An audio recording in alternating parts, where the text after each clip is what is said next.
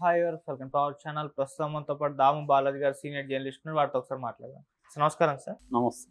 Sir తమిళనాడులో ఒక టీచర్‌ని పెళ్లికి ఒప్పుకోలేదని చెప్పేసి క్లాస్ రూమ్‌లోనే చంపేసిన ఘటన ఇప్పుడు ఆ రాష్ట్ర వ్యాప్తంగా కూడా సంచలనంగా మారింది సార్. సో ఇష్యూలో చూసుకుంటే ప్రధానంగా ఏం జరిగింది? దీన్ని ఏ విధంగా చూడొచ్చంటారు సార్? తమిళనాడు ఈ మధ్య కాలంలో డాక్టర్ల మీద, టీచర్ల మీద, లాయర్ల మీద దాడులు అనేవి పెరిగాయి. ఆ మధ్య కాలంలో ఒక నెల క్రితమే చెన్నైలో ఒక హాస్పిటల్ ఆంకాలజీ డాక్టర్ని ఒక వ్యక్తి వెళ్ళి చంపేశాడు. వాళ్ళమ్మ క్యాన్సర్ అని, ఆమెకి రాంగ్ మెడిసిన్స్ ఇచ్చాడని అతను నమ్మి వెళ్ళి ఆ డాక్టర్ని పొడిచేసి వచ్చేసాడు. ఇంకొక చోట నిన్ననే హోసూర్ దగ్గర ఒక లాయర్ని కోర్టు ఆవరణలోనే అతి దారుణంగా చంపేశారు. ఇప్పుడు మనం చెప్పుకునే స్టోరీ తంజావూరులో పట్టుకోటై తాలూకాలో జరిగింది. మల్లిపట్నం అనే ఒక గ్రామం ఉంది. అక్కడ గవర్నమెంట్ హయ్యర్ సెకండరీ స్కూల్ అది. ఆ స్కూల్లో టీచర్ని పట్టపగలు అందరూ చూస్తుండగా 10 గంటలకి ఒక వ్యక్తి వచ్చి ఆమె స్టాఫ్ రూమ్ నుంచి బయటికి వస్తుంటే అతి దారుణంగా పొడిచేశాడు. విద్యార్థులు, టీచర్లు అందరూ చూస్తున్న సందర్భం అది. ఆమెను ఫస్ట్ గొంతు మీద పొడిచాడు, తర్వాత కడుపులో పొడిచాడు. చంపి నిదానంగా నడుచుకుంటూ వెళ్ళిపోయాడు. ఎవరు ఏమీ చేయలేని పరిస్థితి. విద్యార్థులు తేరుకొని, స్టూడెంట్లు ఆమెను తీసుకెళ్ళి హాస్పిటల్కి తీసుకెళ్లారు, కానీ ఆమె మార్గమధ్యంలో చనిపోయింది. సో ఇది ఒక్కసారిగా షాకుకి గురి చేసిన మొత్తం రాష్ట్రాన్ని, తమిళనాడు రాష్ట్రాన్ని. సో ఎందుకు ఆ వ్యక్తి చంపేశాడు, ఎవరు ఆ వ్యక్తి అనుకున్నప్పుడు మదన్ అనే వ్యక్తి అతని పేరు. ఆమె పేరు రమణి. ఆమెకి 26 ఏళ్ళు, ఈ అబ్బాయికి 30 ఏళ్ళు. సో మదన్ ఎప్పటి నుంచో ఆమెని లవ్ చేస్తున్నాడు, బట్ ఆమె ఒప్పుకోవట్లేదు. కానీ మదన్ ఏం చేశాడంటే వాళ్ళ ఇంట్లో వాళ్ళని ఒప్పించి వీళ్ళింట్లో వాళ్ళని ఒప్పించారు. ఇద్దరు ఇంట్లో వాళ్ళని ఒప్పించి పెళ్లి చూపులు ఏర్పాటు చేశారు. పెళ్లి చూపులు చూసుకున్నాక ఇద్దరికి ఇంట్లో వాళ్ళకి కూడా ఓకే అనుకున్నారు. బట్ ఈమె నేను పెళ్లి చేసుకున్నాను రిజెక్ట్ చేసింది. దాంతో ఇతను హర్ట్ అయ్యాడు. నేను ఇంత జాగ్రత్తగా పెద్దవాళ్ళని ఒప్పించి చేస్తే కూడా నీకెందుకు ఇదవుతుంది, అదే అరేంజ్డ్ మ్యారేజ్ చేసుకునేదానివి కదా అనే టైప్లో ఇతనికి హర్ట్ అయిపోయాడు. దాంతో చంపాలని నిర్ణయించుకున్నాడు. ఇంకా నాకు దక్కదీమే అని డిసైడ్ అయిపోయాడు. నాకు దక్కనేది ఇంకెవరికి దక్కకూడదు అన్న యాంగిల్లో వచ్చి చంపేశాడు. ఇది ఎందుకంటే టీచర్ని ఒక స్కూల్లో ఇలా చంపడం, అది ఎక్కడో బయట చంపుంటే ఇంత ఇది కాకపోవచ్చు, కానీ స్కూల్లో విద్యార్థుల ముందు చంపేసరికి విద్యార్థులంతా కూడా దాన్ని డైజెస్ట్ అయ్యేలాగా చాలామంది సైకలాజికల్ ఇష్యూస్ వచ్చేసాయని చెప్తున్నారు విద్యార్థులకి.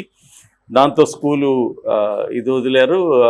మన ఎడ్యుకేషన్ మినిస్టర్ అన్బిల్ మహేష్ పొయ్యమొలి, ఆయన హయ్యర్ ఎడ్యుకేషన్ మినిస్టర్, వీళ్ళందరూ కూడా విజిట్ చేశారు స్కూల్ని, వాళ్ళ ఇంటిని. స్టాలిన్ దీని మీద స్పందించాడు ముఖ్యమంత్రి. వాళ్ళ ఫ్యామిలీకి 5 లక్షలు ఇమ్మీడియట్ పరిష్కారం ఇచ్చాడు. దాని తర్వాత అతన్ని అరెస్ట్ చేశారు. మదర్ని అరెస్ట్ చేసి ఆధారాలు అవన్నీ కూడా కలెక్ట్ చేసి కోర్టుకు పెట్టారు. అట్లాగే రాష్ట్రంలో ఉన్న ప్రతిపక్షాలు ఎడప్పాటి పళనిస్వామి కానీ మిగతా పొలిటికల్ పార్టీలు కానీ తీవ్రంగా విమర్శిస్తున్నారు. డిఎంకే అరాచకాలు పెరిగిపోయినాయి. డిఎంకే పాలనలో విపరీతంగా క్రైమ్ రేట్ అనేది బలంగా పెరిగింది.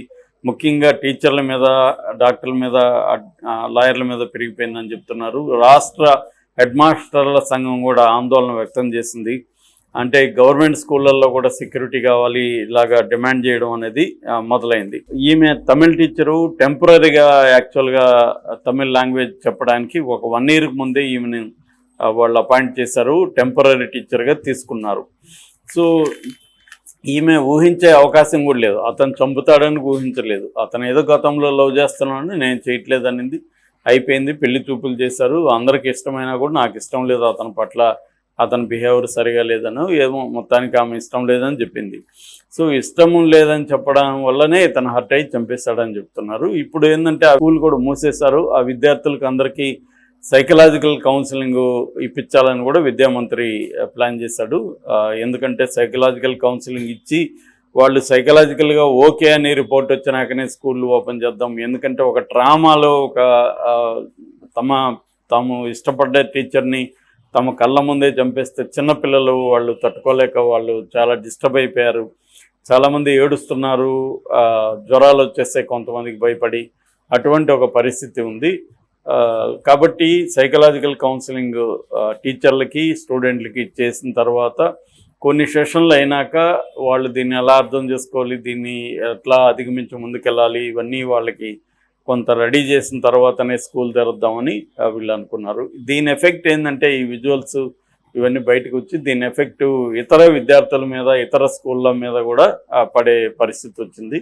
స్కూళ్ళలో పనిచేసే టీచర్లు కూడా ఒక భయానకమైన వాతావరణం, ఎవరు ఎప్పుడు ఏ కారణంతో వచ్చి మనం చంపుతారు అనేది ఏర్పడింది. మామూలుగా పెద్ద గవర్నమెంట్ ప్రైవేట్ స్కూళ్ళలో అయితే సెక్యూరిటీ ఉంటారు, లోపలికి ఎవరైనా వెళ్ళాలన్నా కూడా కుదరదు. ఇక్కడ గవర్నమెంట్ స్కూళ్ళల్లో అవేమి ఉండవు కాబట్టి వీడు ఈజీగా వెళ్ళిపోయి ఆమెను ప్లాన్డ్గా చంపేసి వెళ్ళిపోయాడు.